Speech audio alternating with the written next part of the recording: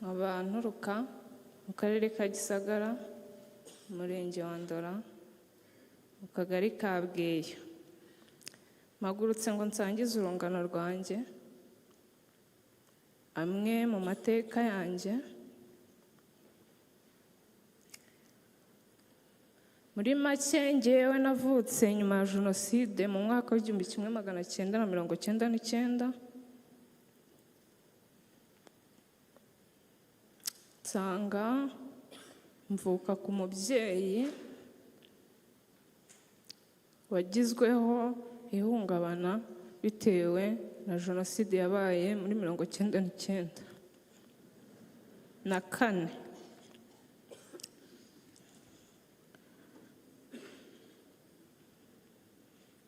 Byari bigoye cyane kubana n'umuntu wakomeretse. Njyewe nta nubwo nari nzi ngo ni ibiki, ariko ko nagendaga nkura nagendaga mbimenya. Mama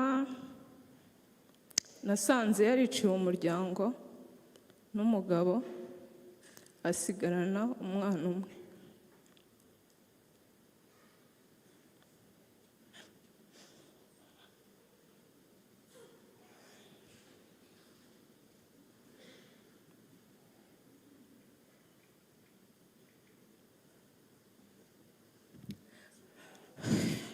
Murambabarira, byari bigoye cyane kuba nabana n'uwo muntu, ariko nabanye nawe. Uwegeranye na Aline yamuba hafi. Noneho byakubitiraho ko data umbyara yagize uruhare muri Jenoside.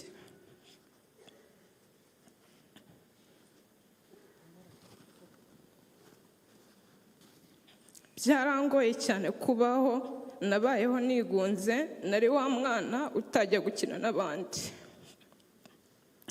nari wa mwana wari uzirikiwe mu rugo,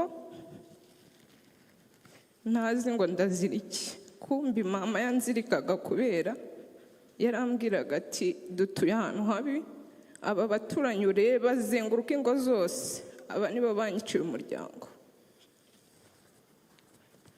Akanzirika akambwira ati uzahitamo kugenda nawe bakakwica cyangwa kugendera ku mategeko yanjye ukicara mu rugo.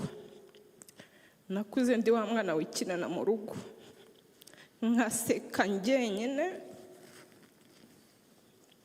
nkatera indirimbo nkaririmba nkibyinana.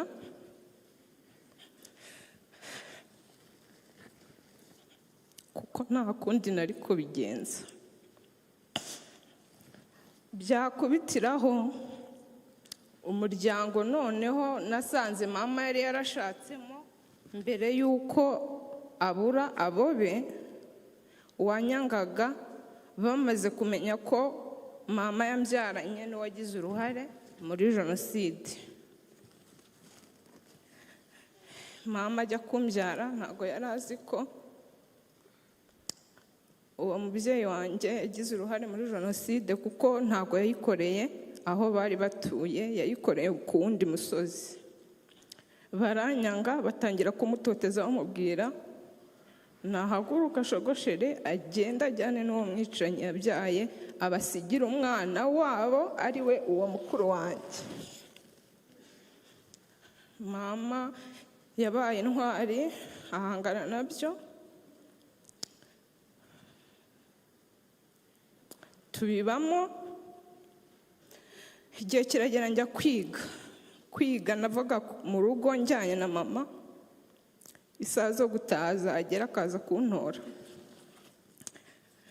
kuko yari agifite igishyika avuga ati bashobora nanjye kuzanyica, kandi yarambyaye abyifuza.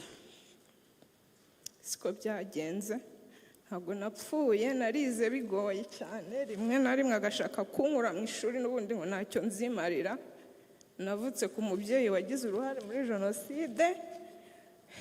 Arangije nawe ati abaturanyi barakwanga.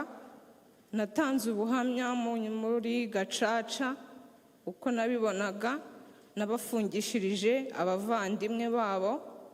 Wowe nta kintu uzimara nushaka kubireke. Mukuru wanjye akomeza arwana intambara kuko niwe muntu wenyine yumvaga. Amubwira ati reka umwana yige. Sinababereye ikigwari. Nubwo byari bigoye, narize tsinda tronkome. Mu bushobozi bwabo baranyishyuriye, ndiga ngera mu wa 5 segonderi. Mu wa 6 biranga, bitabaza ubuyobozi bwacu bwa Gisagara. Ndabashimira cyane ko bandwanyeho. Narize ndarangiza. Ubu tuvugana rubyiruko rungano rwanjye. Ubu ndi umurezi, ndi kurerera u Rwanda.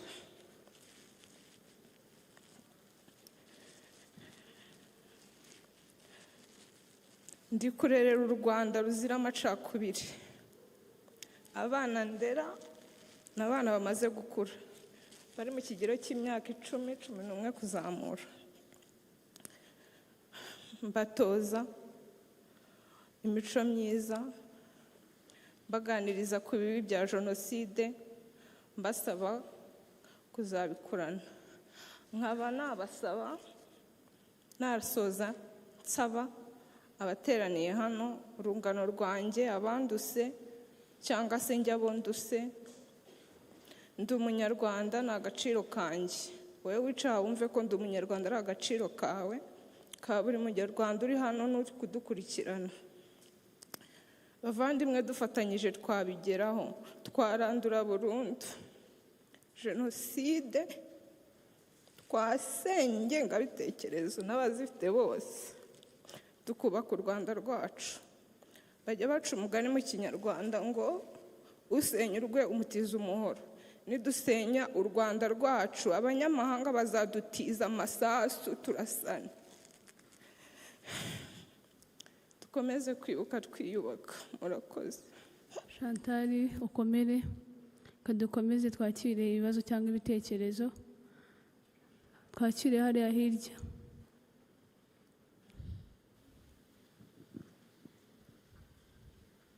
Murakoze. Banyakubahwa muteraniye hano,